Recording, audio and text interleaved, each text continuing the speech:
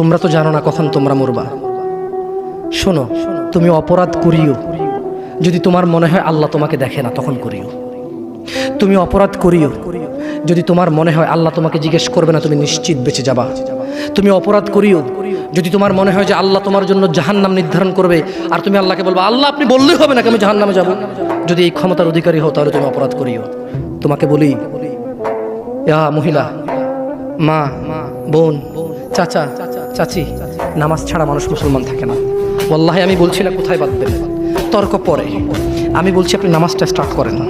আমি বলছি না যে তারা ওই 20 রাকাত পড়বেন না 8 রাকাত পড়বেন। আমি বলছি যে আপনি পড়েন, 2 রাকাত হইলেও পড়েন।